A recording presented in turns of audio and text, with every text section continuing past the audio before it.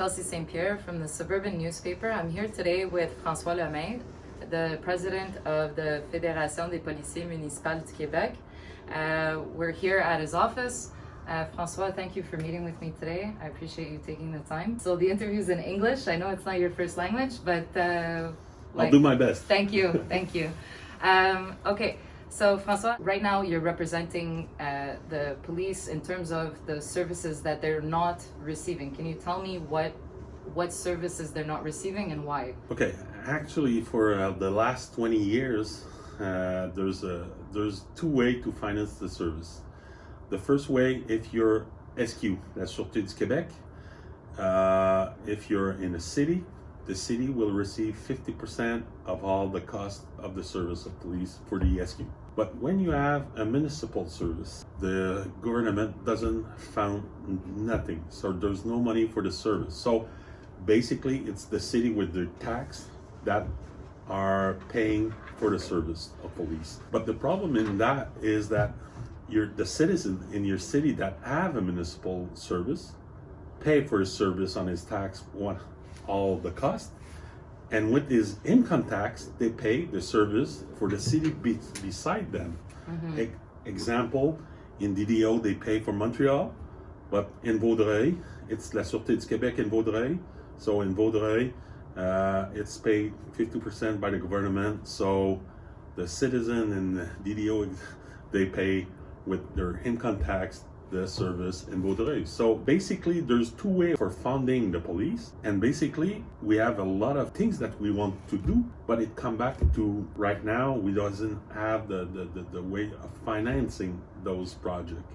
Right. So we're asking, that for equity, not for the police, because for us it's not gonna change nothing, but for sure the citizen in the city, it's gonna be equal for all citizens everywhere in Quebec. Example, in Trois-Rivières, there's no funding. In Shawinigan, they receive money, 50% of the cost. For an example, not a big city like Drummondville, in the last 20 years, they received more than $70 million for the 50% that they. So you can imagine how much. So for Montreal, it's over $360 million every year. Right. That the government are not giving to Montreal. Imagine all the project that we can do with that. I'm not saying that you have to invest 300 million more, but of course we can do nice project and also do nice thing for the citizens. So we're asking for equity, and for the last 20 years, what is not fair is that we had 20 years ago more than 120 service of police, municipal police. Now there's only 30. So you can see what happened in 20 years because we have no finance, and this is where the green book, I don't know if that's the way to spell it. In the next year, what's going to happen? We want to decide what kind of service of police we want for our community. And for us, we want a community service, Yes. Because every community has something that they want the way they want it. And the way for, health, for mental health, right, is to be near the community. Right. All the problem or all the things, that we see this spring, with Mr. Floyd, what happened, if we want that to realize some nice thing, we have to be near the community. Community police, that's what we want to give. Right. But now the system is not that. The way they're financing the police, if you're the SQ, you're okay, you have 50%. So there's no equity for the citizen, Right. Because for us, it's not gonna change nothing. But for sure, we're not only police officer, we are citizen from our community. That's a big difference. When a police officer decides that he wants to go work in a town, what's gonna happen? He apply, he has the job. Inside of 5 years, he's gonna find somebody in the region. Normally, in 10 years, gonna have children, He's gonna be involved in school, hockey, pool, everything. Correct. He's becoming a citizen of that The town. area where he's working, even if he's not there. Yes, the way that we're finding we see police for the future is a police that's got to be, you know, near a citizen and be a part of the community. So for us, that's the way we're seeing things. So that's what we're asking the government actually to be equal for all service, and after let the community decide what kind of service you want. Do you believe that within communities, mainly when you see these headlines about defund the police, online momentum sort of that they have going on with defund the police, when you see that, do you feel within communities that's actually what your average citizen wants? I don't think so. No. I don't think so. But first, you know, I try to separate things. Right. Of course, it's a movement that comes from US. Yes. So we'll start with the education of a police officer. In US, sometimes it's between 2 or 3 or 4 months and you are a police officer. Here in Quebec, it's 3 years in the cégep, and after you're going to the police school for 15 weeks. So it's 3.5 years to be a police officer.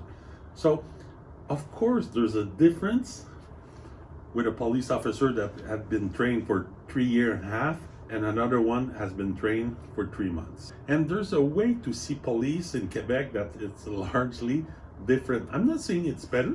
I'm just saying it's much what more is positive. The difference, you know? And of course, in the US, there's more money spent on police than here in Quebec.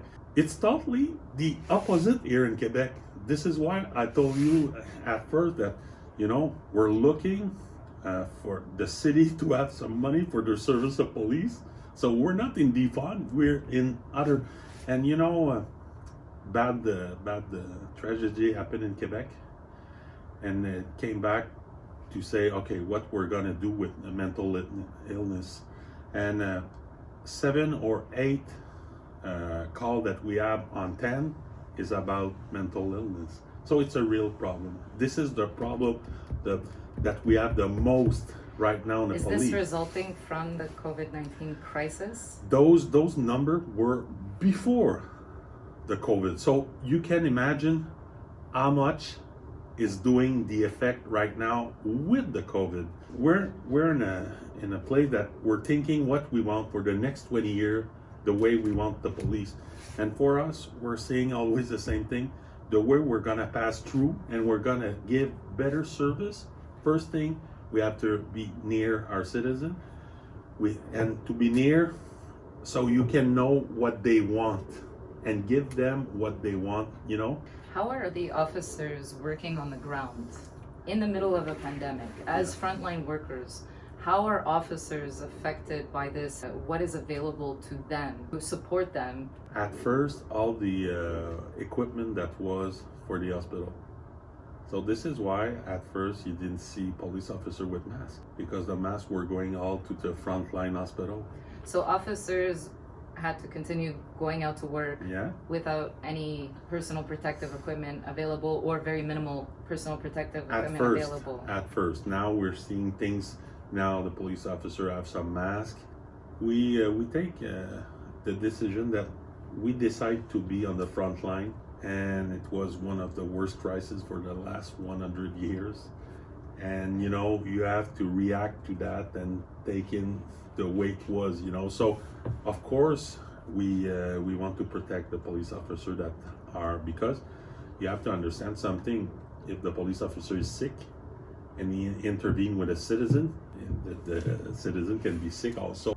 You know, we saw the frontline example. All people working in the hospital, they were paying more for the time of the COVID. Mm-hmm. And were police officers compensated for working on the front lines in the middle of a crisis? I mean, did they receive any additional compensation for that? No, it was a decision, because some police officer asked us to do some representation about it. But for us, it was coming the time of, we're doing that with our heart, and we decided it was not the right time to do something like that. We decided to embrace this career. We know the difficulty, and nobody imagined what happened in the last 6 months, but that's the way we decide to see it. So we didn't ask for nothing.